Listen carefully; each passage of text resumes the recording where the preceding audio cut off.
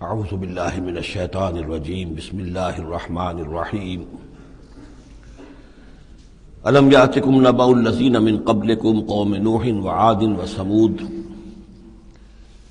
کیا آ نہیں چکی ہیں تمہارے پاس خبریں ان لوگوں کی جو تم سے پہلے تھے،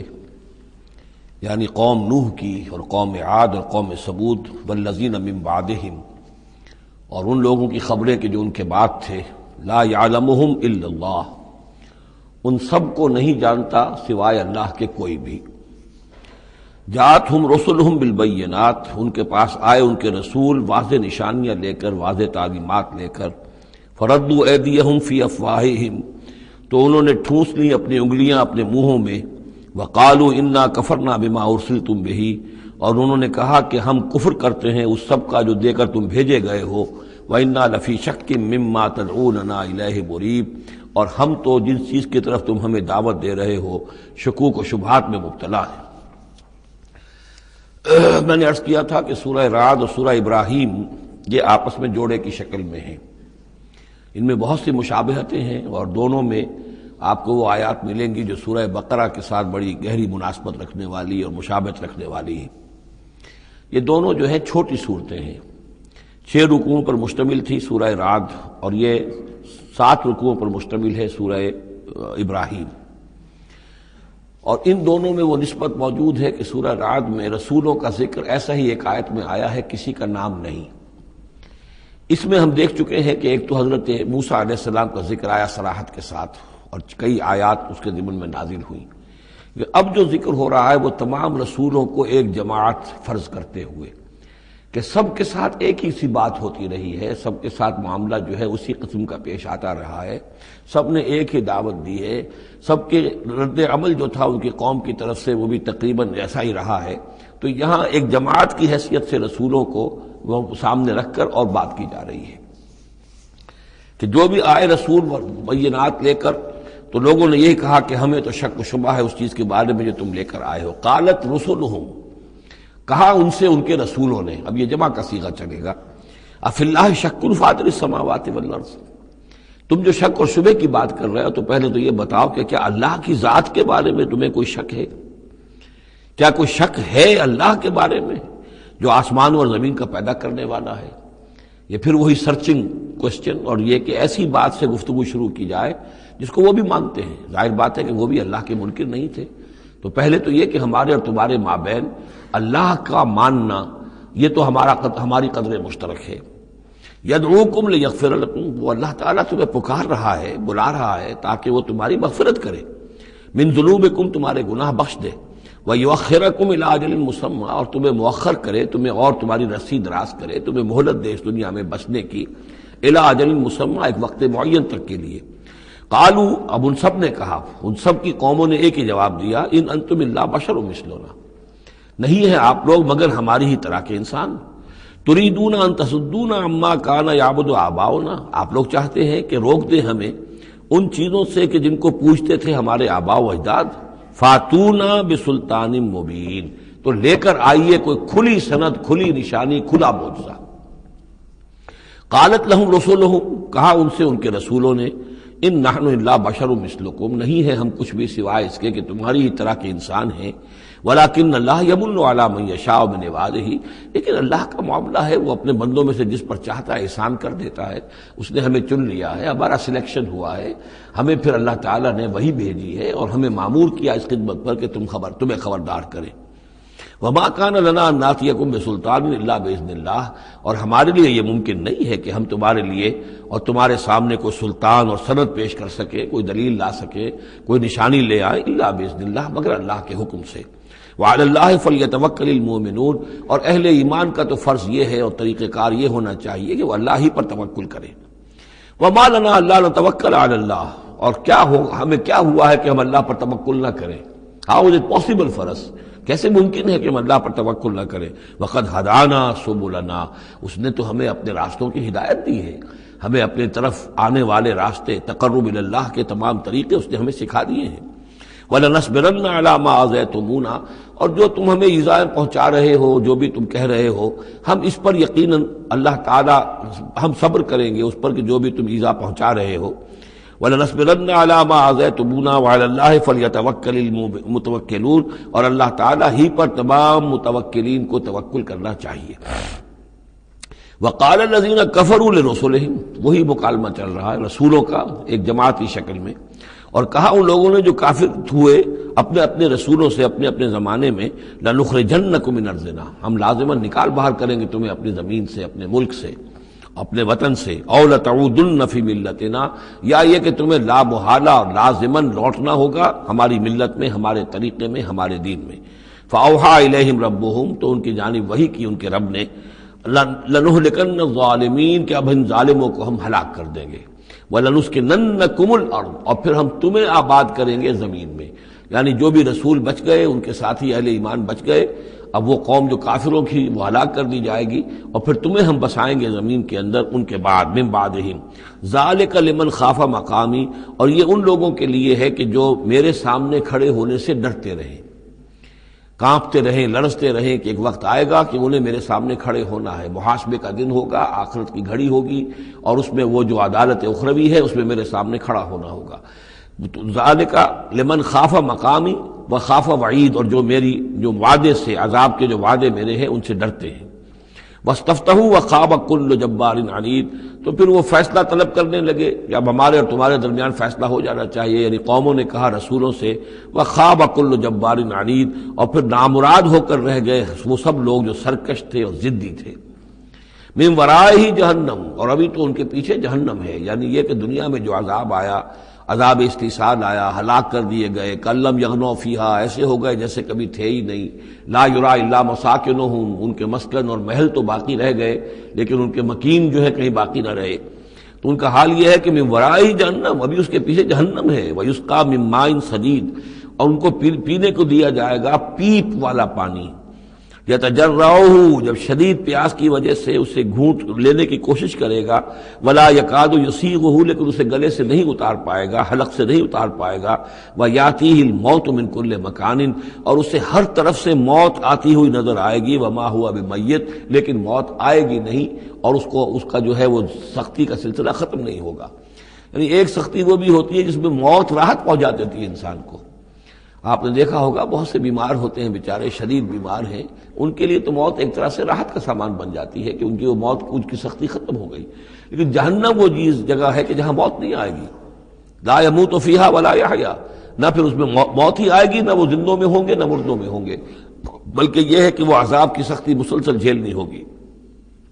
وَمِن وَرَائِهِ عَذَابٌ غَلِيظٌ، اور اس کے بعد یعنی عذاب کے اندر سختی ہوتی چلی جائے گی، درجات بڑھتے چلے جائیں گے، شدت میں اضافہ ہوتا چلا جائے گا۔ وَمِن وَرَائِهِ عَذَابٌ غَلِيظٌ، بہت سخت عذاب ہوگا۔ مَثَلُ الَّذِينَ كَفَرُوا بِرَبِّهِمْ أَعْمَالُهُمْ كَرَمَادٍ اشْتَدَّتْ بِهِ الرِّيحُ فِي يَوْمٍ عَاصِفٍ، مثال ان لوگوں کی جنہوں نے کفر کیا اپنے رب کے ساتھ، اعمالہم، ان کی نیکیاں، ان کے اعمال اس راکھ کے مانند ہیں، کرماد اشتدت بہ الریح، جس کو کہ ایک زوردار ہوا چلے کسی آندھی کے دن اور اس کو بکھیر دے۔ یہ ایک بڑا اہم مضمون ہے، قرآن مجید میں 3 دفعہ آیا، جیسا کہ میں نے آپ کو بتایا تھا کہ وہ جو مضمون ہے کہ گناہ جو ہے کبیرہ بھی ہے صغیرہ بھی ہے، اور ایک جو صحیح طرز عمل ہے وہ یہ ہے کہ کبائر کا سے اجتناب کو پہلے پختہ کیا جائے، محکم کیا جائے، اس کے بعد یہ کہ صغائر کی طرف توجہ کی جائے۔ ایسا نہ ہو کہ کبائر کی طرف توجہ نہ اور صغائر کے بارے میں بڑی بحث و تبحیث و چھان بین اور اس کے بارے میں تحقیق و تفتیش اور لمبی چوڑی گفتگویں اور مناظرے ہو رہے ہو۔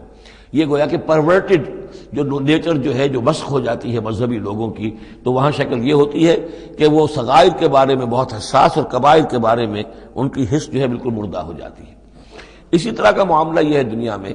کہ برے سے برا آدمی بھی کسی نہ کسی نیکی کا سہارا لیتا ہے اپنے دل کو تسکین دینے کے لیے۔ دل میں کچھ ہے، اس کے ضمیر نام کی شے ہے،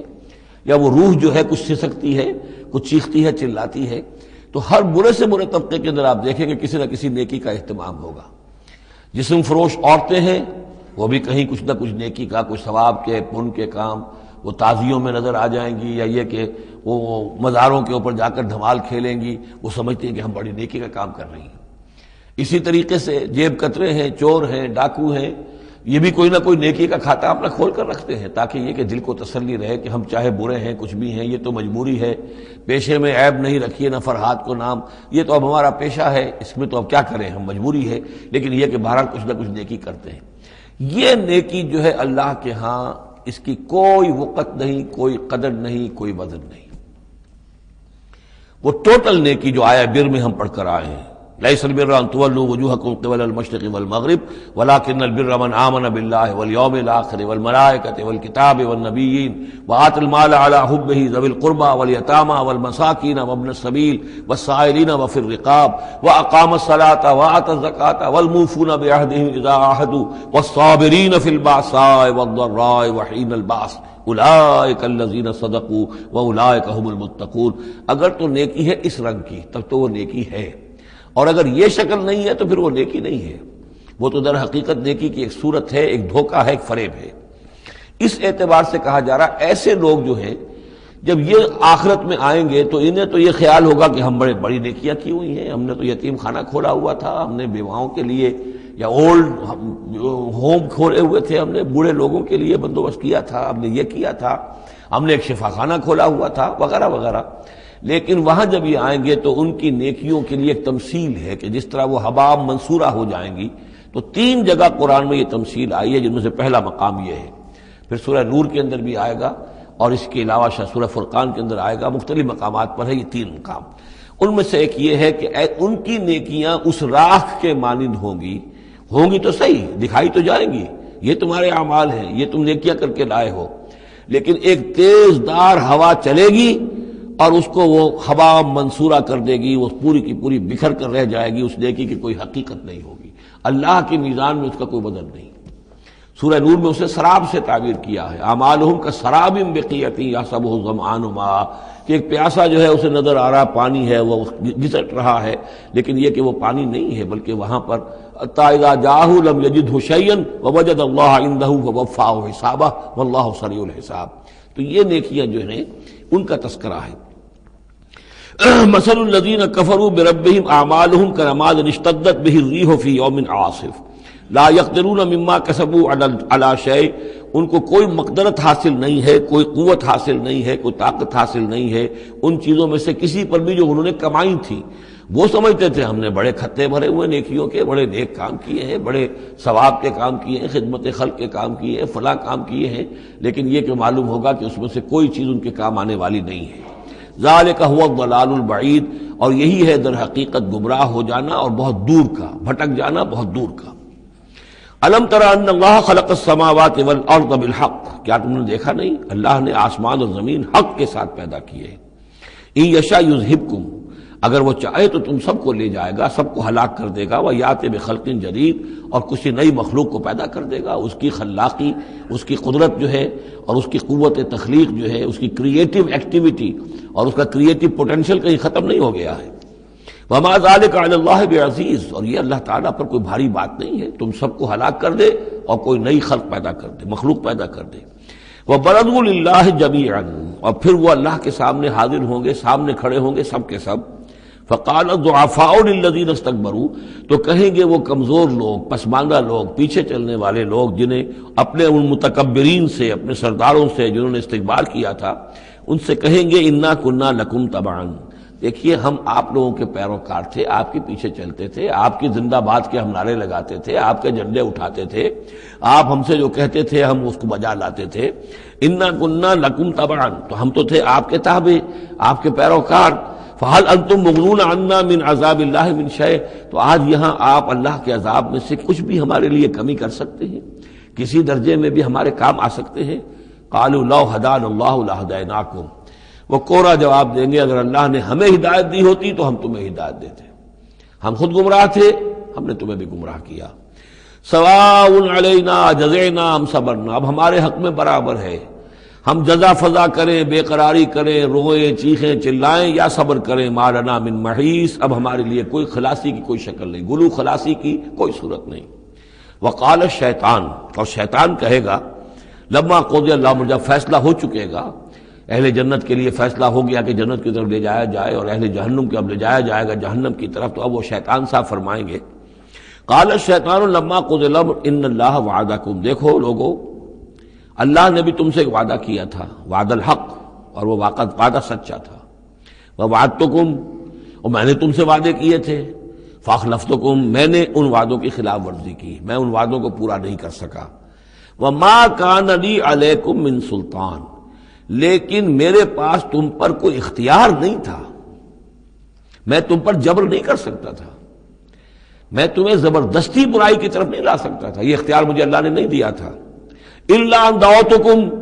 مگر یہ کہ میں نے تمہیں پکارا، دعوت دی، میں نے کہا اس راستے پر آؤ، بے حیائی کو اختیار کرو، فلاں کرو، یہ کرو، ویمن لب کی تحریک چلاؤ، فلاں تحریک چلاؤ، میں نے جو بھی کیا میں نے دعوت دی، فاستجبتم لی، تم نے میری دعوت کو قبول کیا، فلا تلومونی ولوموا انفسکم، تو اب مجھے ملامت نہ کرو، ملامت کرو اپنے آپ کو، چونکہ میرے پاس اختیار تو کوئی نہیں تھا، میں نے تمہیں ورغلایا، میں نے تمہیں برے راستوں کی طرف دعوت دی، لیکن قبول کرنے والے تم خود تھے، الا ان دعوتکم فاستجبتم لی، تم نے میری دعوت قبول کی، میرے پیچھے چلے، فلا تلومونی ولوموا انفسکم، تو اب مجھے ملامت نہ کرو بلکہ ملامت کرو اپنے آپ کو، ما انا بمصرخکم، نہ میں اب تمہاری فریاد کو پہنچ سکتا ہوں، تمہاری تکلیف میں کوئی کمی کرا سکتا ہوں، وما انتم بمصرخی، نہ تم میری فریاد کو پہنچ سکتے ہو، تم بھی مجھے اللہ کے عذاب سے بچا نہیں سکتے، میں تمہیں اللہ کے عذاب سے بچا نہیں سکتا، انی کفرت بما اشرکتمونی من قبل، میں کفر کر رہا ہوں اس کا جو تم نے مجھے شریک کر دیا تھا اللہ کے ساتھ اس سے پہلے، یہ تم نے غلط کام کیا تھا، تم نے اللہ کو مانا ہوتا، اللہ کے وعدے پر اعتبار کرتے، اللہ کی دعوت پر لبیک کہی ہوتی، تم نے مجھے اللہ کے برابر کر دیا، میری بات مانی، اللہ کی بات کو پیچھے ڈالا، انی کفرت بما اشرکتمونی من قبل ان الظالمین لہم عذاب علیم، یقینا ظالموں کے لیے دردناک عذاب ہے، وَأُدْخِلَ الَّذِينَ آمَنُوا وَعَمِلُوا الصَّالِحَاتِ جَنَّاتٍ تَجْرِی مِن تحتہا الْأَنْہار، اور داخل کیے جائیں گے وہ لوگ جو ایمان لائے اور جنہوں نے نیک عمل کیے ہوں گے، باغات میں جن کے نیچے ندیاں بہتی ہوں گی، خالدین فیہا، وہ اس میں رہیں گے ہمیشہ ہمیش، بِإِذْنِ رَبِّهِمْ، اپنے رب کے حکم سے،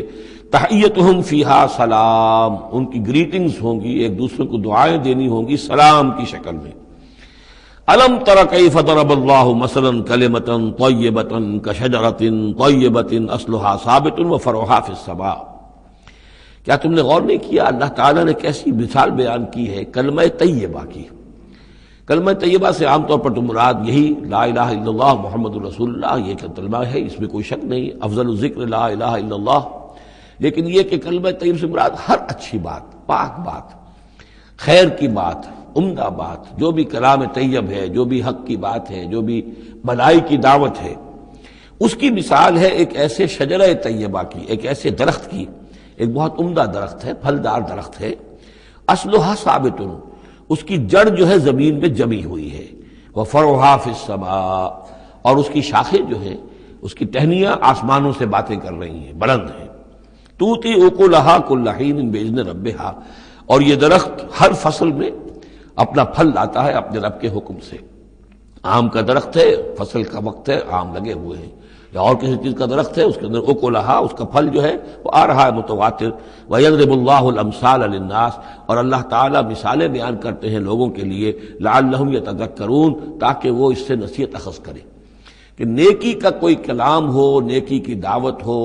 نیکی کے لیے کوئی تحریک اٹھائی جائے، کوئی بھی کام کیا جائے، اس کی مثال اللہ کے ہاں اس طرح کی ہے جیسے ایک بہت ہی عمدہ درخت ہے، اس کی جڑ بہت گہری ہے، مضبوط ہے، اس سے مسلسل جو ہے مل رہی ہے، زمین سے نمو مل رہی ہے، اسے اس کے لیے خوراک آ رہی ہے، اور وہ پھیلتا جا رہا ہے آسمان میں، اس کا سلسلہ نہ معلوم کہاں سے کہاں تک پہنچے گا۔ آپ نے خیر کی دعوت دی، کچھ لوگوں نے قبول کیا، ان کے ذریعے سے وہ بات اور کہاں تک پہنچے گی، ان سے آگے وہ اور کہاں تک پہنچے گی، جہاں تک، جیسے کہ حدیث میں آیا ہے کہ جس شخص نے کسی نیکی کا آغاز کیا، اب وہ نیکی جب تک دنیا میں باقی رہے گی اس کے حساب میں بھی اس کا جو ہے جو ثواب درج ہوتا رہے گا، اور جس نے کوئی بری شے کا آغاز کیا، کوئی غلط حرکت اور غلط کوئی رسم شروع کی، جب تک وہ باقی رہے گی دنیا میں تو اس کے جو بھی لوگ اس سے گناہ کمائیں گے تو اس کا گناہ اس کے حساب میں بھی درج ہوتا رہے گا۔ اس کے برعکس وَمَثَلُ كَلِمَةٍ خَبِيثَةٍ كَشَجَرَةٍ خَبِيثَةٍ، ایک درخت ہوتا ہے جھاڑ جھکاڑ ٹائپ، وہ درخت نہیں ہوتا، جھاڑیاں سی ہوتی ہیں، مثال گندی بات کی ایسے ہے، گندی بات ہو، بری بات ہو، کلمۃ خبیثۃ کشجرۃ خبیثۃ، وہ ایک ایسے درخت کے مانند ہے، اجتثت من فوق الارض، جسے زمین کے اوپر اسے اکھاڑ لیا جائے. جڑیں گہری نہیں ہوتی زمین کے اندر، پھیلی ہوئی تو ہے، نظر بہت آ رہی ہے، لیکن یہ کہ اس کے اندر کوئی جان نہیں ہے، کوئی ہمت نہیں ہے. ما لہا من قرار، اور اس کے لیے کوئی قرار نہیں ہے. زمین کے اوپر جیسے چاہے اکھاڑ لیجئے، کسی درخت کو اکھاڑنا جو ہے وہ آسان کام نہیں، لیکن یہ ایسے جو ہے جھاڑ جھنکاٹ، اس کو اکھاڑنا آسان ہے. گویا کہ اس طرح کی باتیں جو ہیں وہ پھیل تو جاتی ہیں، یہ بری باتیں بھی پھیل جاتی ہیں اور عام ہو جاتی ہیں لوگوں کے اندر. اور کبھی کبھی ایسا بھی ہوتا ہے کہ کثرت الخبیث جو ہے وہ بھانے لگتی ہے نگاہ کو، چونکہ زیادہ ہوتی ہے وہ خباثت جو ہے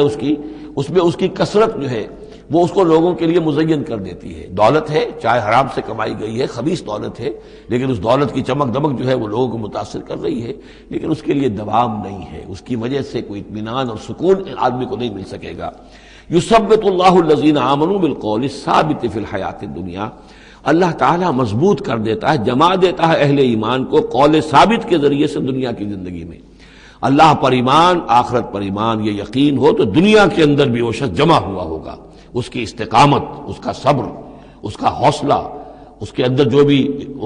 باہم کام کرنے کی صلاحیت ہوگی،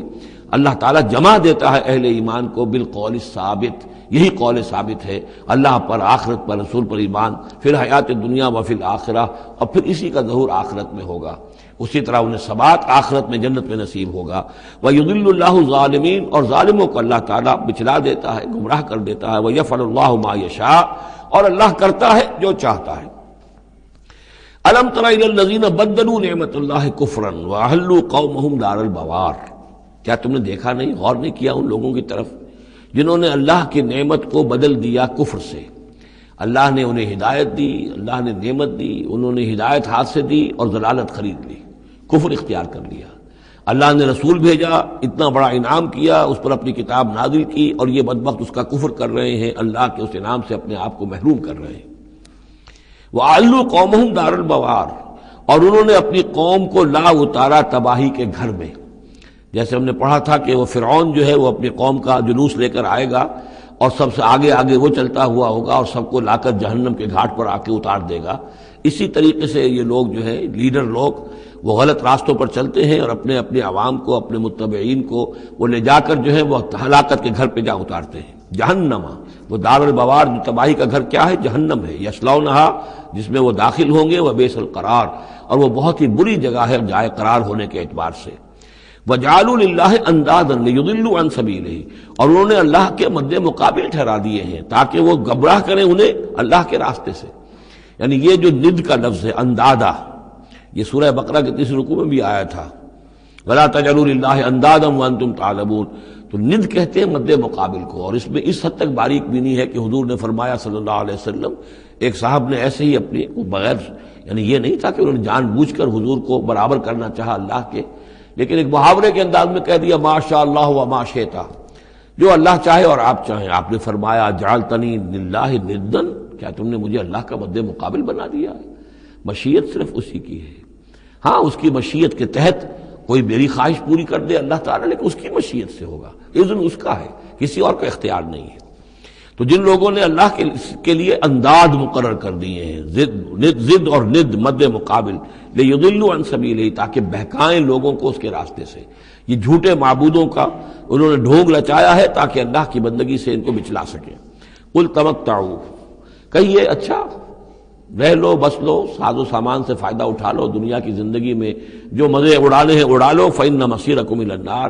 پھر تمہارا جو ہے لوٹنا وہ تو آگ ہی کی طرف ہے، جانا ہے تمہیں آگ کے اندر.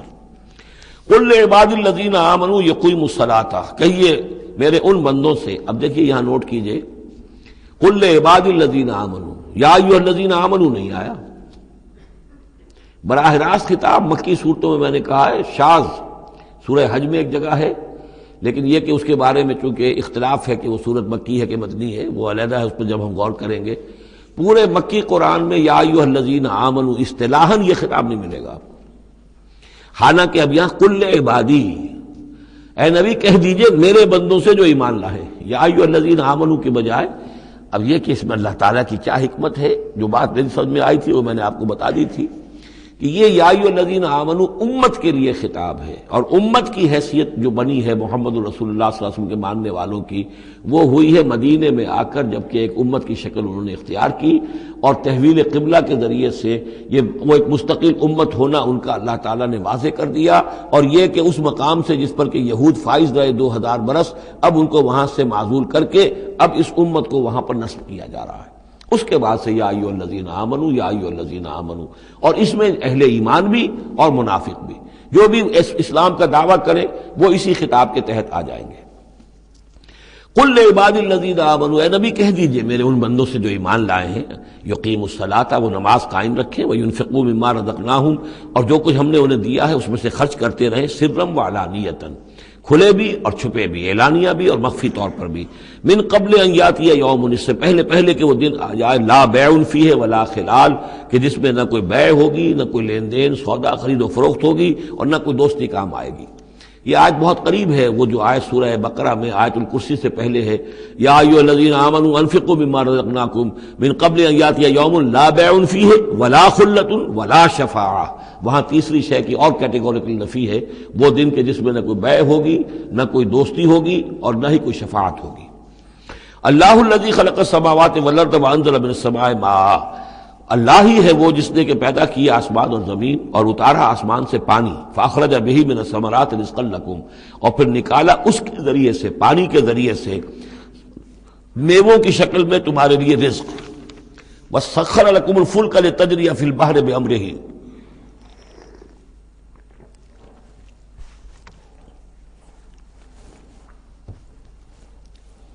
اور مسخر کر دیا تمہارے لیے کشتی کو کہ وہ چلے سمندر میں، دریا میں اس کے حکم سے، وسخر لکم الانہار، اور اس نے مسخر کر دیے تمہارے لیے دریا اور نہریں اور چشمے، وسخر لکم الشمس والقمر دائبین، اور تمہارے لیے مسخر کر دیے ہیں، سورج کو بھی مسخر کر دیا، چاند کو بھی، کہ وہ ایک دستور کے مطابق برابر چل رہے ہیں، مسلسل چل رہے ہیں، وسخر لکم اللیل والنہار، اور مسخر کر دیا تمہارے لیے رات کو اور دن کو۔ اب یہ تمام چیزیں جو ہیں اس لیے گنوائی جا رہی ہیں کہ یہ تمام جو قواعد طبیعہ ہیں یا اجرام فلکیہ ہیں، ان سب کو اس کام میں اللہ نے لگا رکھا ہے کہ جس سے اس دنیا کے اندر جو حیات ہے اس کے تمام لوازم اور اس کی ضروریات پورے ہو رہے ہیں، اور اس حیات کے اندر چوٹی کی حیات انسان کی ہے، تو گویا کہ یہ ساری بساط ہم نے تمہارے لیے بچھائی ہے، جیسے سورہ بقرہ کے تیسرے رکوع میں بھی آیا تھا، خلق لکم ما فی الارض جمیعا، تمہارے لیے بنایا ہم نے زمین میں جو کچھ بھی ہے، اور زمین کی بساط بچھانے کے لیے ظاہر بات ہے اللہ تعالیٰ نے اس سے پہلے جو جس کو وہ کہتے ہیں کہ بہت بڑا دھماکہ ہوا تھا، تو وہ اس دھماکے کے بعد سے جو ساری گیلیکسیز بنی ہے، یہ سب آخر کار اس زمین کی تخلیق، اور زمین میں پھر حیات، اور حیات کی بلند ترین شکل حیات انسانی، تو یہ ساری چیزیں تمہارے لیے مسخر کی گئی، تمہاری ضروریات کی بہم رسانی میں لگی ہوئی ہیں۔ وَآتَاكُم مِّن كُلِّ مَا سَأَلْتُمُوهُ، اور اس نے تمہیں دی ہے وہ تمام چیزیں جو تم اس سے مانگتے ہو یا تم نے مانگی ہے۔ اب اس میں بھی ایک ہے شعوری طور پر مانگنا، مجھے پیاس لگی ہے میں نے پانی مانگا، لیکن نہ معلوم کتنی چیزیں ہیں کہ جن کا ہمیں شعور بھی نہیں ہے، ہمیں تو اب پتہ چلتا ہے اس چیز کے اندر فلاں وائٹامن بھی ہے اور یہ بہت ضروری تھا ہمارے لیے، ہمیں کیا پتہ، وہ ساری چیزیں اللہ نے پیدا کر رکھی تھی اور ساری چیزیں ہمارے کام آ رہی تھی، اللہ تعالیٰ نے وہ سارا بھی جو ضروریات ہیں ہماری اس کو فراہم کیا ہوا تھا۔ یہ تو ہم جو ہے بڑی اپنی جو تیر مار رہے ہیں وہ یہ ہے کہ ہم پر کھلتا جا رہا ہے کہ اللہ نے ہماری کیا کیا ضرورتیں کس کس طور سے پوری کی ہیں، اور کتنی لانگ چینز ہیں، وہ کاز اینڈ ایفیکٹ کی کتنے لمبی لمبی چینز ہیں کہ جس کے ذریعے سے اللہ تعالیٰ ہماری یہ ساری ضروریات پوری کر رہا ہے جن کا ہمیں شعور بھی نہیں۔ تو تم نے چاہے مانگا ہے شعوری طور پر، اور چاہے مانگا ہے اپنے وجود میں، اپنے وجود کی حیثیت سے سائل بن کر تم نے ان چیزوں کا اللہ تعالیٰ سے گویا کہ سوال کیا ہے۔ وَإِن تَعُدُّوا نِعْمَتَ اللَّهِ لَا تُحْصُوهَا، اور اگر تم اللہ تعالیٰ کی نعمتوں کو گننا چاہو گے تو احسان نہیں کر سکو گے، تمہارے لیے ممکن ہی نہیں ہے کہ تم گن سکو۔ ان الانسان لظلوم کفار، یقیناً انسان جو ہے بڑا ہی ظالم، ناانصاف اور بہت ہی ناشکرا ہے۔ کفار، یہ کفار نہیں ہے، کافر کی جمع نہیں ہے، فعال کے وزن پر کفار، بہت ناشکرا، مبالغے کا صیغہ۔ وَإِذْ قَالَ إِبْرَاهِيمُ رَبِّ اجْعَلْ هَٰذَا الْبَلَدَ آمِنًا، یہ سورہ بقرہ کا جو رکوع تھا 15واں، اس سے ملتا جلتا یہ مضمون آ رہا ہے۔ اور یاد کرو جب کہ کہا تھا ابراہیم نے، اے میرے رب اس گھر کو، اس شہر کو، مکے کو بلدن آمنا، البلد آمنا، اس کو بنا دے امن کی جگہ، وجنبنی وبنی ان نعبد الاصنام، اور بچائے رکھ مجھے بھی اور میری اولاد کو بھی کہ ہم بتوں کی پرستش کریں۔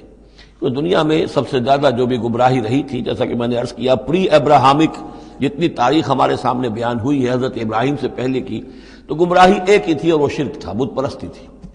قوم نوح کی بھی وہی تھی، قوم ہود کی، قوم صالح کی۔ تو حضرت ابراہیم علیہ السلام کے زمانے میں بھی بت پرستی تھی، انہوں نے بتوں کو توڑا ہے، بہت بڑا بت خانہ تھا۔ پھر وہ ستاروں کو بھی پوجتے تھے، پھر ان کے ہاں وہ سیاسی شرک بھی تھا کہ نمرود جو ہے وہ دعویٰ کرتا تھا کہ مجھے اختیار مطلق حاصل ہے، جس چیز کو چاہوں میں حکم دوں، جس چیز کو جائز چاہوں کروں اور جس چیز کو چاہوں ممنوع قرار دے دوں۔ تو اس میں فرمایا وَإِذْ قَالَ إِبْرَاهِيمُ رَبِّ اجْعَلْ هَٰذَا الْبَلَدَ آمِنًا، اے رب ہمارے، اے رب میرے، اس شہر کو تو ایک امن والا گھر شہر بنا دے، وَجْنُبْنِي وَبَنِيَّ، اور مجھے اور میری نسل کو، جس کو میں یہاں آباد کر رہا ہوں، اس سے بچائے رکھ کہ ہم بتوں کی پرستش کریں۔ رب انہن اضللن کثیرا من الناس، پروردگار ان بتوں نے پہلے بھی بہت سے لوگوں کو، انسانوں کی عظیم اکثریت کو گمراہ کیا ہے۔ فمن تبعنی فانہ منی، تو جو کوئی میری پیروی کرے، میں نے شرک سے اجتناب کیا، میں نے تمام ہر نوع کے شرک سے میں نے اپنے آپ کو پاک کر لیا ہے۔ اب جو لوگ اسی طرح میرے راستے پر چلیں، اسی طرح شرک سے دور رہیں، توحید کے راستے پر گامزن رہیں، تو وہ تو میرے ہیں ہی، مجھ میں سے ہیں، ان کے ساتھ تو تیرا وہ وعدہ جو ہے وہ پورا ہوگا۔ لیکن وَمَنْ عَصَانِی، جو میری نافرمانی کرے، غلط راستے پر چلے، فَإِنَّكَ غَفُورٌ رَحِيمٌ، تو غفور الرحیم ہے۔ اب یہ بھی سمجھیے کہ اپیل کی شکل میں ہے کہ گناہ گاروں کے لیے بھی حضرت ابراہیم اواہ حلیم منیب، یہ الفاظ ہم پڑھ چکے ہیں، بہت ہی یعنی نرم دل، بہت شفیق، بہت رؤوف، اور یہی وہ انداز ہے جو حضرت عیسیٰ علیہ السلام نے اختیار کیا یا کریں گے وہ قیامت کے دن۔ ان تعذبہم فانہم عبادک وان تغفر لہم فانک علی کل شیء قدیر، اگر تو انہیں عذاب دے تو تیرے بندے ہیں، جس طرح چاہے عذاب دے، تیرا اختیار مطلق ہے، لیکن اگر تو معاف کر دے تو بہرحال تیرے اس اختیار کے اوپر بھی کوئی شخص نہیں ہے کہ جو اعتراض کر سکے، تجھے ہر شے کی قدرت اور اختیار حاصل ہے۔ تو یہاں بھی وہی انداز ہے، فمن تبعنی فانہ منی ومن عصانی فانک غفور رحیم، ربنا انی اسکنت من ذریتی بواد غیر ذی زرع عند بیتک المحرم، اے رب ہمارے، میں نے اب یہاں ربنا آ گیا ہے، اس میں معلوم ہوتا ہے کہ حضرت ابراہیم کے ساتھ حضرت اسماعیل بھی شامل ہو گئے، ابھی تک اس میں رب چل رہا تھا۔ ربنا انی اسکنت من ذریتی، میں نے اپنی اولاد، اپنی نسل کی ایک شاخ کو، من ذریتی، اپنی نسل کی ایک شاخ کو آباد کر دیا ہے، بواد غیر ذی زرع، اس وادی غیر ذی زرع میں، جہاں کچھ پیدا نہیں ہوتا، کوئی نباتات نہیں ہے، کوئی درخت نہیں ہے، کچھ نہیں ہے، بالکل ایک بنجر علاقہ ہے، کوئی پیداوار نہیں۔ عند بیتک المحرم، تیرے پاک گھر کے پاس، تیرے محترم گھر کے پاس۔ جیسا کہ میں نے پہلے بھی عرض کیا تھا، بات صحیح یہی معلوم ہوتی ہے کہ یہ حضرت آدم علیہ السلام کا بنایا ہوا گھر ہے، البتہ یہ کہ امتداد زمانہ سے یہ گر چکا تھا اور کچھ سیلاب کی وجہ سے ساری بہہ گئی تھی اس کی دیواریں، صرف یہ کہ کہیں اس کی جو بنیادیں تھیں وہ باقی تھیں، جن کی کہ تعمیر کی ہے حضرت ابراہیم اور حضرت اسماعیل نے۔ وَإِذْ يَرْفَعُ إِبْرَاهِيمُ الْقَوَاعِدَ مِنَ الْبَيْتِ وَإِسْمَاعِيلُ رَبَّنَا تَقَبَّلْ مِنَّا إِنَّكَ أَنتَ السَّمِيعُ الْعَلِيمُ، تو تیرے اس محرم اور محترم گھر کے پاس میں نے لا کر اپنی نسل کی ایک شاخ کو آباد کر دیا ہے، بنا لے یقیم الصلاح، اس لیے کیا ہے تاکہ یہ نماز قائم کریں۔ فَاجْعَلْ أَفْئِدَةً مِّنَ النَّاسِ تَهْوِي إِلَيْهِمْ، تو اے اللہ اب لوگوں کے دلوں کو ان کی طرف مائل کر دے، لوگوں کے دلوں میں ان کی محبت پیدا ہو جائے، لوگ آئیں ان کے پاس اور ان کے کوئی ہدیے پیش کریں اور ان کے ذریعے سے ان کو جو ہے رزق کا بندوبست پیش ہو جائے۔ فَاجْعَلْ أَفْئِدَةً مِّنَ النَّاسِ تَهْوِي إِلَيْهِمْ، تو اب کر دے لوگوں کے دلوں کو کہ وہ مائل ہو جائیں ان کی طرف۔ وَارْزُقْهُم مِّنَ الثَّمَرَاتِ، اور ان کو رزق بہم پہنچا میووں کا، لَعَلَّهُمْ يَشْكُرُونَ، تاکہ وہ شکر کر سکیں۔ رَبَّنَا إِنَّكَ تَعْلَمُ مَا نُخْفِي وَمَا نُعْلِنُ، اے اللہ تو خوب جانتا ہے جو کچھ کہ ہم چھپاتے ہیں اور جو کچھ کہ ہم ظاہر کرتے ہیں۔ وَمَا يَخْفَىٰ عَلَى اللَّهِ مِن شَيْءٍ فِي الْأَرْضِ وَلَا فِي السَّمَاءِ، اور اللہ پر تو کوئی شے بھی مخفی نہیں رہ سکتی، نہ آسمان میں نہ زمین میں۔ الحمدللہ الذی وہب لی علی الکبر اسماعیل و اسحاق، کل شکر کل ثنا اس اللہ کے لیے ہے جس نے مجھے عطا فرمائے اس بڑھاپے کے علی الرغم اتنی بڑی عمر میں 87 برس کی عمر میں حضرت اسماعیل کی ولادت ہوئی ہے. علی الکبر اسماعیل، اور پھر ان کے کئی سال کے بعد حضرت اسحاق کی ولادت ہوئی. الحمدللہ الذی وہب لی علی الکبر اسماعیل و اسحاق، مجھے اسماعیل اور اسحاق جیسے بیٹے دیے. ان ربی لسمیع الدعاء، یقیناً میرا پروردگار دعا کا سننے والا ہے. رب اجعلنی مقیم الصلاۃ، پروردگار مجھے بھی قائم کر دے نماز کے اوپر، مجھے بنا دے نماز کا قائم کرنے والا، یعنی مجھے توفیق دے کہ نماز کا پوری طور سے قائم رکھوں. ومن ذریتی، اور میری نسل میں سے بھی، میری اولاد میں سے بھی جو نماز کے قائم کرنے والے ہوں. ربنا وتقبل دعا، اور اے رب ہمارے اس دعا کو شرف قبول عطا فرما. ربنا اغفر لی، پروردگار بخش دے مجھے، ولوالدیّ، اور میرے والدین کو، وللمؤمنین، اور سب ایمان والوں کو، یوم یقوم الحساب، جس دن کے وہ حساب قائم ہو. ولا تحسبن اللہ غافلا عما یعمل الظالمون، اور تم ہرگز نہ سمجھو کہ اللہ تعالیٰ غافل ہے اس سے کہ جو یہ ظالم کر رہے ہیں. انما یؤخرہم، یہ تو اللہ تعالیٰ مؤخر کر رہا ہے انہیں، ان کی رسی ڈھیلی کر رہا ہے، رسی دراز کر رہا ہے، مہلت دے رہا ہے.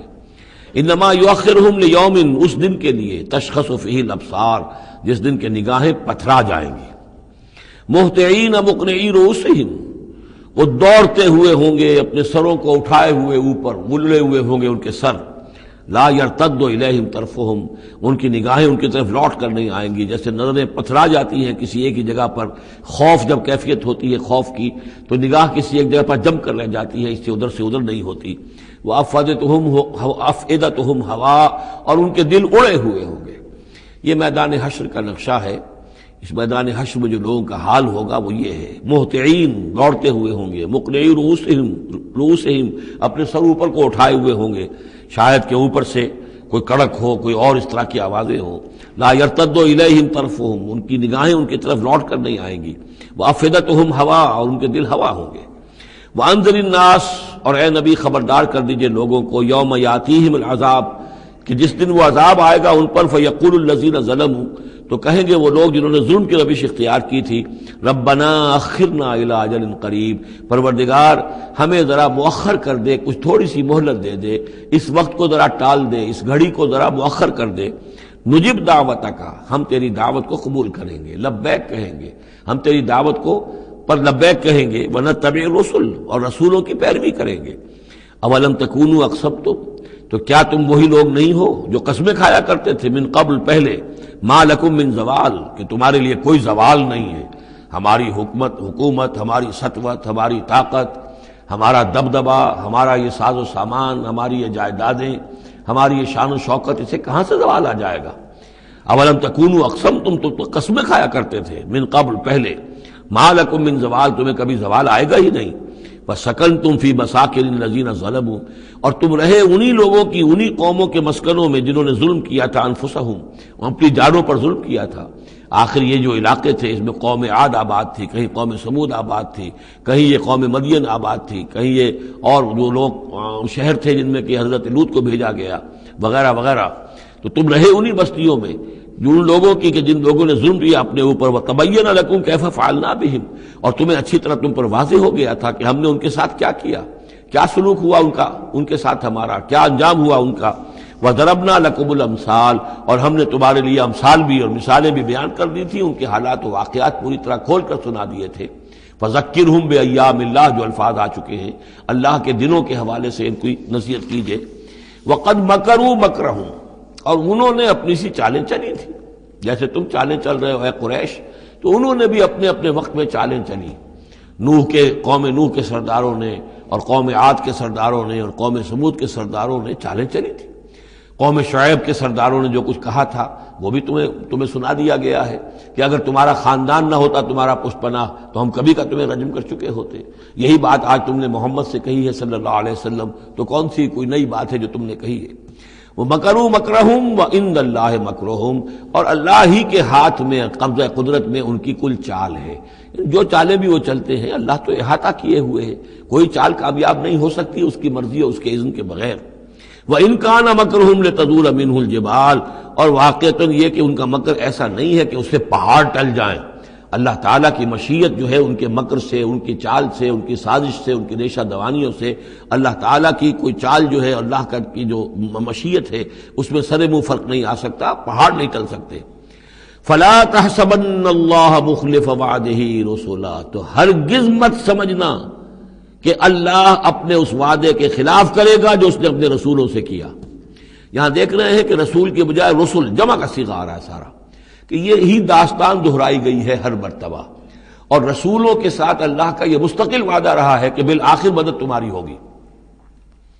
کتب اللہ لاغلبن انا ورسلی، اللہ نے طے کیا ہوا ہے، لکھا ہوا ہے کہ میں اور میرے رسول غالب آ کر رہیں گے، یہ تو اللہ نے طے کیا ہوا۔ البتہ درمیان میں اونچ نیچ آئے گی، تکلیفیں آئیں گی، آزمائشیں ہوں گی، اور وہ سارے معاملات ام حسبتم ان تدخلوا الجنة ولما يأتكم مثل الذين خلوا من قبلكم مستهم البأساء والضراء وزلزلوا حتى يقول الرسول والذين آمنوا معه متى نصر الله ألا إن نصر الله قريب۔ اسی طرح کا معاملہ جو ہے وَلَنَبْلُوَنَّكُمْ بِشَيْءٍ مِّنَ الْخَوْفِ وَالْجُوعِ وَنَقْصٍ مِّنَ الْأَمْوَالِ وَالْأَنفُسِ وَالثَّمَرَاتِ، یہ اپنی جگہ ہے، لیکن یہ ہے کہ اللہ کا وعدہ پختہ یہی ہے، بالآخر فتح جو ہے وہ اللہ اپنے رسولوں کو دے گا، کامیاب وہ ہوں گے۔ ان کی قومیں جنہوں نے ان کو جھٹلایا ان کی نگاہوں کے سامنے ہلاک ہوئیں، اور ان کا انجام جو ہے جو بھی ہوا وہ ہم تمہیں بتا چکے ہیں۔ ان اللہ عزیز ذو انتقام، یقیناً اللہ تعالیٰ زبردست ہے، انتقام لینے والا ہے۔ یوم تبدل الارض غیر الارض، جس دن کے زمین بدل کر دی جائے گی کچھ اور۔ یہ جو قیامت کے دن جو کچھ ہونا ہے اس کا میں نے پہلے سے ہلکا اشارہ کیا ہے بعض مواقع پر، زمین یہی ہوگی لیکن اس کو کھینچا جائے گا۔ دکت الارض دکن دکا، کوٹ کر اور کھینچ کر، وَإِذَا الْأَرْضُ مُدَّتْ، زمین کو کھینچا جائے گا۔ یہی زمین جو ہے اس کو کھینچ دیا جائے گا اور اس کو بہت وسیع کر دیا جائے گا، اور پھر اسی کے اندر سے جہاں تک میں سمجھ پایا ہوں واللہ عالم، جو اس کے اندر لاوا موجود ہے اب بھی موجود ہے، وہی ظاہر ہو جائے گا اور وہ جہنم ہوگی۔ یہ جو کچھ بھی قصہ زمین ہے برسر زمین ہوگا تو کوئی تغیر و تبدل آ جائے گا اس نظام سماوی و ارضی کے اندر۔ یوم تبدل الارض غیر الارض، جس دن کے ہم بدل دیں گے اس زمین کو، اس زمین کے سوا کچھ اور شکل ہو جائے اس کی، ہوگی زمین وہی لیکن اس کی صورت یہ نہیں ہوگی۔ والسماوات، اسی طرح آسمانوں کے نظام کے اندر بھی تغیر و تبدل ہو جائے گا، جیسا کہ ہم نے دیکھا وَجُمِعَ الشَّمْسُ وَالْقَمَرُ سورہ قیامہ میں آیا ہے، چاند اور سورج یکجا ہو جائیں گے۔ تو یہ جو ہمارا سولر سسٹم ہے، ایک کتاب حال ہی میں چند سال ہوئے لکھی ہے ایک صاحب نے جو کہ فزسسٹ ہے، the mechanics of the doomsday, اس پر میرا پیشنس بھی ہے۔ تو اس میں بعض چیزیں ایسی آئی ہیں کہ جس سے پہلے جس کی طرف توجہ نہیں ہوئی ہے، لیکن بعض انہوں نے جو باتیں کہی ہیں وہ قابل غور ضرور ہیں، کہ اصل میں اس کائنات کے اندر کسی گیلیکسی کی یا کسی ایک حصے کی موت واقع ہو جاتی ہے، پھر کسی اور حصے کے اندر اس کی زندگی کا ظہور ہو جاتا ہے۔ تو یہ جو قیامت ہماری اس دنیا کی آنی ہے تو اس کو اس سے نہ سمجھا جائے کہ کل کائنات ختم ہو جائے گی اس دن، نہیں، اس ہمارے حصے کے اندر جو بھی ہمارا ہے سولر سسٹم ہے، جس کا کہ ایک فرد جو ہے زمین بھی ہے، اس کا نظام بدل جائے گا، تلپٹ ہو جائے گا، اس کا نظام تبدیل ہو کر زمین کی شکل بھی کچھ اور ہو جائے گی، اور اس کا جو یہاں کا نظام ہے فلکی، اس کے اندر بھی تبدیلی ہو جائے گی۔ یوم تبدل الارض غیر الارض والسماوات وبرزوا للہ الواحد القہار، اور پھر یہ ظاہر ہو جائیں گے، سامنے کھڑے ہو جائیں گے اللہ تعالیٰ کے سامنے جو الواحد ہے، القہار ہے۔ اور یہ قرآن مجید میں بھی ہے، وَجَاءَ رَبُّكَ وَالْمَلَكُ صَفًّا صَفًّا، دُكَّتِ الْأَرْضُ دَكًّا دَكًّا وَجَاءَ رَبُّكَ وَالْمَلَكُ صَفًّا صَفًّا، اللہ تعالیٰ بھی آئے گا، نزول اجلال فرمائے گا، کیسے فرمائے گا ہم نہیں جانتے، کیا اس کی شکل ہوگی یہ ہم نہیں جانتے، اللہ کے ہاتھ ہے کیسا ہے ہم نہیں جانتے، اللہ کا چہرہ ہے کیسا ہے ہم نہیں جانتے، اللہ کی کرسی ہے اس کی کیا حقیقت ہے ہم نہیں جانتے، لیکن اللہ تعالیٰ نے یہ الفاظ استعمال کیے ہیں۔ سمائے دنیا تک نزول ہر شب کو ہوتا ہے اللہ کا، ہمارا ایمان ہے اس پر، لیکن کیسے ہوتا ہے یہ ہم نہیں جانتے۔ اسی طرح اللہ زمین پر آئے گا، نزول فرمائے گا، اور اس وقت کیسے آئے گا ہم نہیں جانتے، اس وقت البتہ شاید حقیقت ہم پر منکشف ہو جائے گی۔ تو اللہ آئے گا وَجَاءَ رَبُّكَ وَالْمَلَكُ صَفًّا صَفًّا وَجِيءَ يَوْمَئِذٍ بِجَهَنَّمَ، اور جہنم بھی نکال کر باہر کھڑی کر دی جائے گی۔ یوم تبدل الارض غیر الارض والسماوات وبرزوا للہ الواحد القہار وتری المجرمین یومئذ مقرنین فی الاصفاد، اور تم دیکھو گے مجرموں کو اس روز کہ وہ جکڑے ہوئے ہوں گے باہم زنجیروں کے اندر، سرابیلہم من قطران، ان کے کرتے ہوں گے گندھک کے، جو ان کو کھا رہی ہوگی، ان کے جسموں کو. وَتَغْشَى وُجُوهَهُمُ النَّارُ، اور ڈھانکے لے رہی ہوگی ان کے چہروں کو آگ.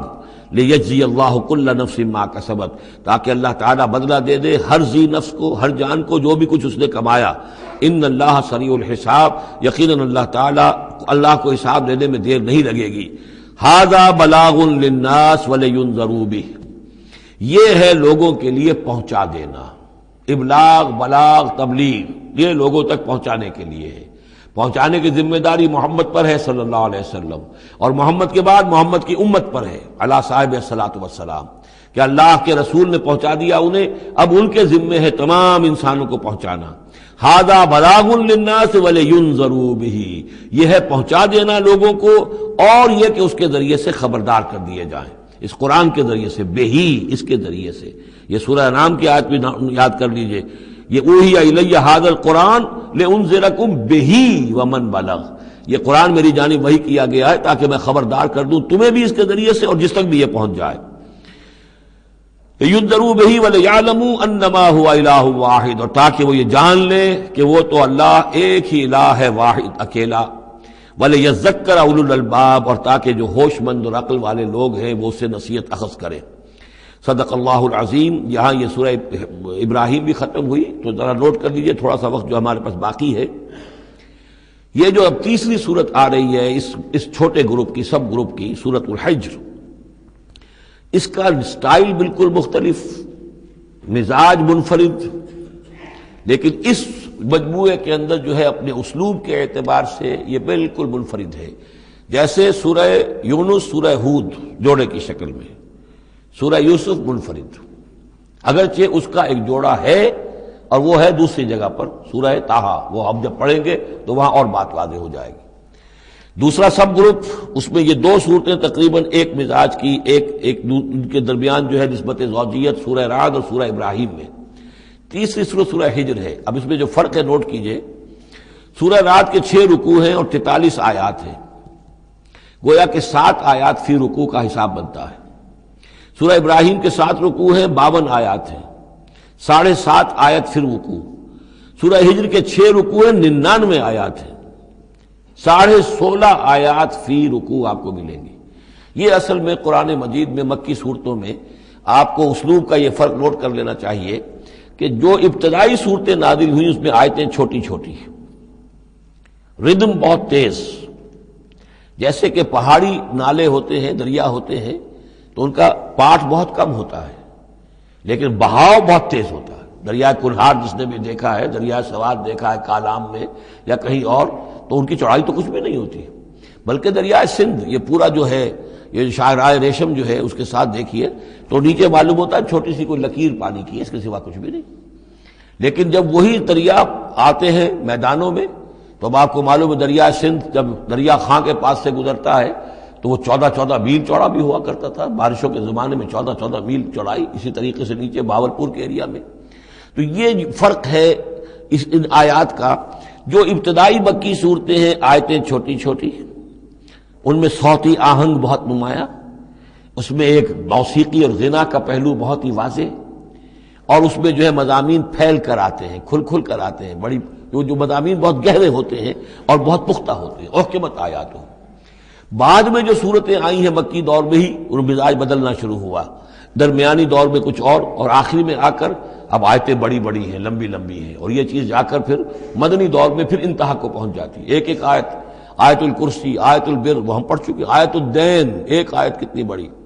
پھر وہاں ظاہر بات ہے کہ وہ ردم بھی اتنا نمایاں نہیں رہتا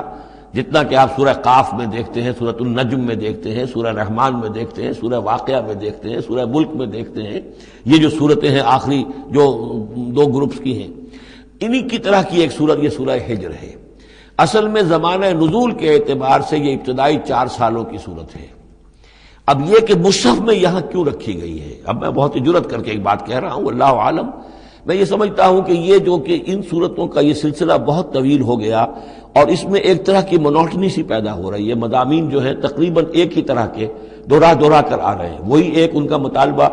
معجزہ دکھاؤ، حصی کو نشانی دکھاؤ، اس کا جواب. تو رد و قدح جو ہے یہ تمام صورتیں جو ہم نے پڑھ لی ہیں 5 صورتیں، ان کے اندر مزاج ایک ہی ہے.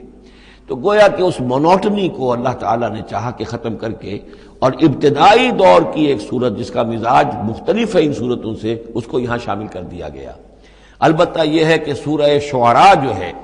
میں نے آپ کو بتایا تھا کہ 227 آیتیں ہیں اس کی، کل 14 رکوع ہیں، تقریباً یہی اوسط بنے گا اس کا، 16-17 آیتیں ہر رکوع کے اندر۔ سورہ شعراء اس سے بہت مشابہ ہے اس سورہ ہجر کا مضمون۔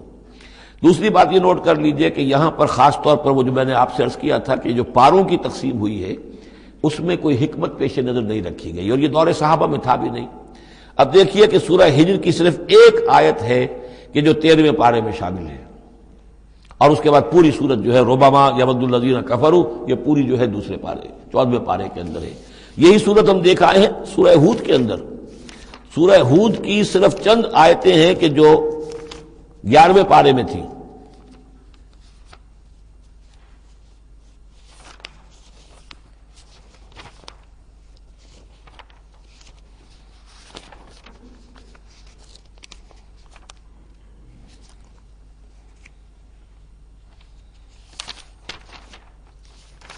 کہاں سے شروع ہوئی تھی؟ جی ہاں، اس کی 5 آیتیں جو ہیں یہ 11ویں پارے میں اور باقی پوری سورت 12ویں پارے میں۔ تو پاروں کی تقسیم جو ہے یہ اصل میں کوئی بعد کے زمانے میں کی گئی ہے، اور اس میں ان چیزوں کو مد نظر نہیں رکھا گیا، جبکہ منزلیں پوری صورتیں، 3 صورتیں، 5 صورتیں، 7 صورتیں، جیسا کہ میں آپ کو بتا چکا ہوں۔ مکی اور مدنی صورتوں کے گروپ ہے پوری صورتیں، یہ گروپ جو ہیں ان کے اندر بھی اور منزلوں کے اندر بھی۔ منزلوں کا تذکرہ چونکہ دور صحابہ میں بھی پایا جاتا ہے، لیکن یہ کہ یہاں پر ہم دیکھتے ہیں کہ پاروں کے معاملے میں یہ چیز موجود نہیں ہے۔ اب اگرچہ ہمارے پاس ابھی کچھ 10 منٹ باقی ہیں آج،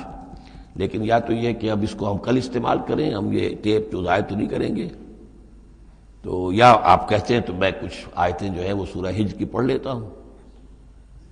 چلیں، بسم اللہ الرحمن الرحیم، الف لام را، یہ اس سلسلے کی آخری آیت سورت ہے۔ اب الف لام را، 5 سورتیں الف لام را سے اور 1 سورت الف لام میم را۔ تلک آیات الکتاب و قرآن مبین، یہ اللہ کی آیات، اللہ کی کتاب کی آیات ہیں اور قرآن مبین کی آیات ہیں۔ ربما یود الذین کفروا لو کانوا مسلمین، ایک وقت آئے گا کہ وہ لوگ کہ جنہوں نے کفر کیا تھا حسرت کے ساتھ کہیں گے کاش کہ ہم اسلام لے آتے۔ وہ وقت آئے گا، ان کا کفر ان کے لیے حسرت بن جائے گا۔ ذرہم یاکلوا ویتمتعوا، اے نبی چھوڑیے ان کو، نظر انداز کر دیجئے، اپنی توجہ ان کی طرف سے ہٹا لیجئے، یہ کھا پی لیں، تمتع کر لیں، فائدہ اٹھا لیں، زمین کے اندر رہ کر جو کھانا پینا ہے، جو چرنا چگنا ہے کر لیں۔ وَيُلْهِهِمُ الْعَمَلُ،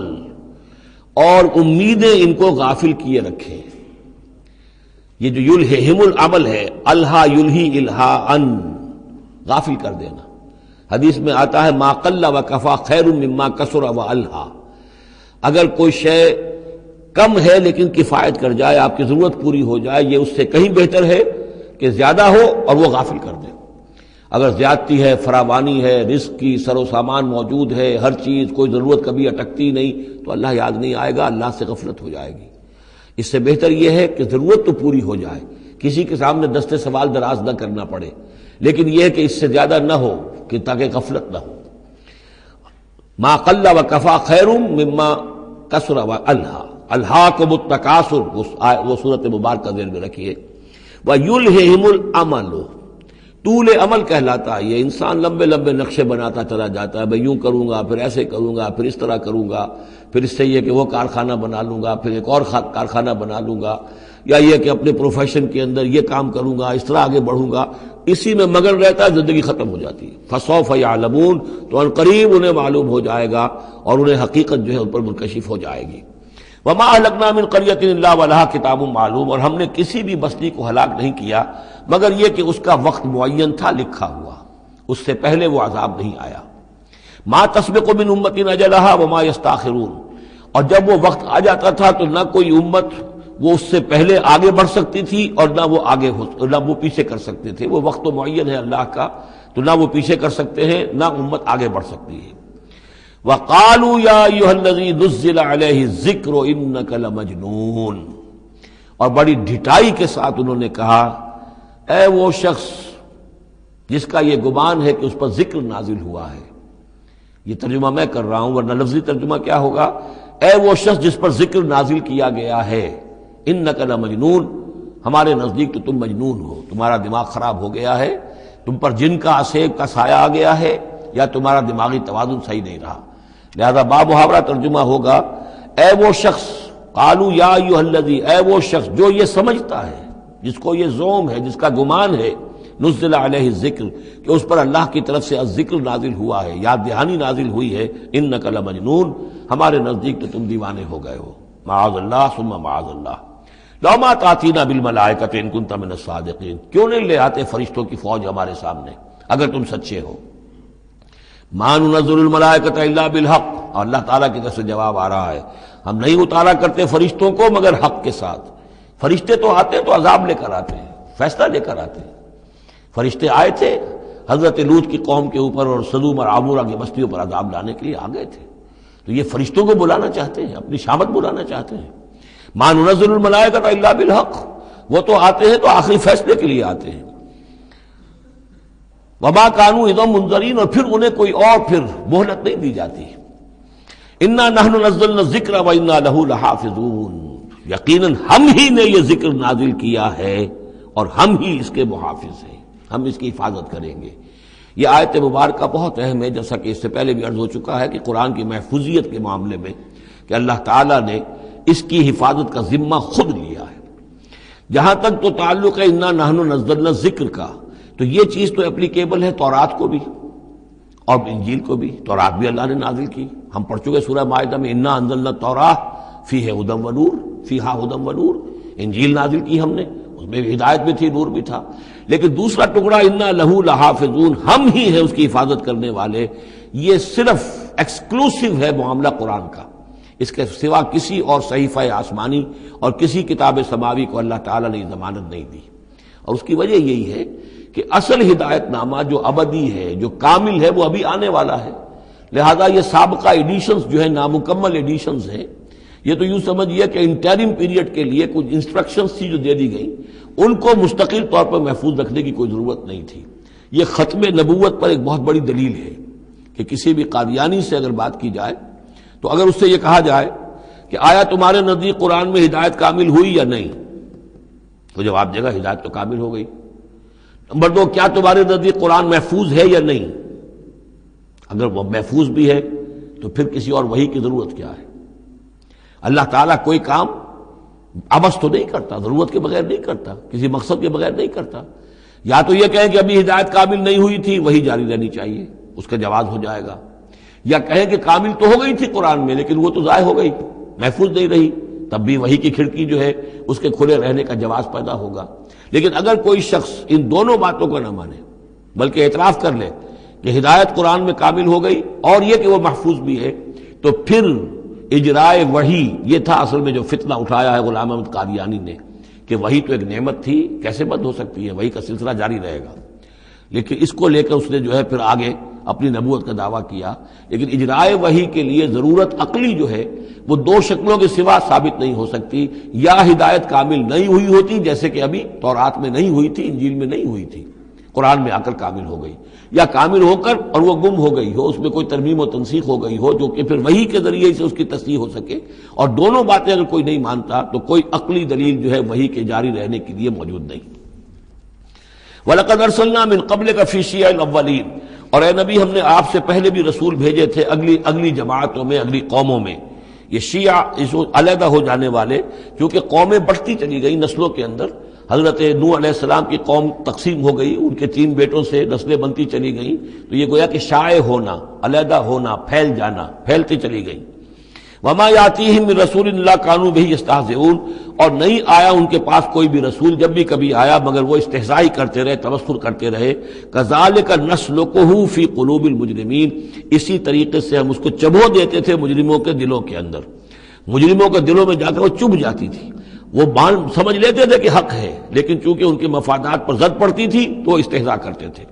لا یؤمنون بہ، وہ ایمان نہیں لائیں گے اس پر، وقد خلت سنت الاولین، اور اے نبی یہ پہلوں کی بھی یہ سنت گزر چکی ہے، یہی طریقہ ہمیشہ رہا ہے، جیسے آج آپ آئے ہیں یہ ذکر آپ پر نازل کیا گیا ہے، ایسے ہی ہم رسولوں کو بھیجتے رہے، کتابیں ان پر نازل ہوئیں، لیکن یہ کہ انہوں نے مان کر نہیں دیا۔ وَلَوْ فَتَحْنَا عَلَيْهِمْ بَابًا مِّنَ السَّمَاءِ فَظَلُّوا فِيهِ يَعْرُجُونَ، اور اگر ہم نے اس پر آسمان کا کوئی دروازہ کھول بھی دیا ہوتا اور وہ اس میں چڑھنے لگتے، تب بھی وہ یہ کہتے لَقَالُوا إِنَّمَا سُكِّرَتْ أَبْصَارُنَا، کہ ہماری تو نگاہوں پہ کچھ جادو کر دیا گیا، سکر کر دیا گیا، نظر بندی کر دی گئی تھی، بل نحن قوم مسحورون، حقیقت میں تو ہم جادو کی زد میں آ گئے تھے۔ بارک اللہ لی ولکم فی القرآن العظیم ونفعنی وإیاکم بالآیات والذکر الحکیم۔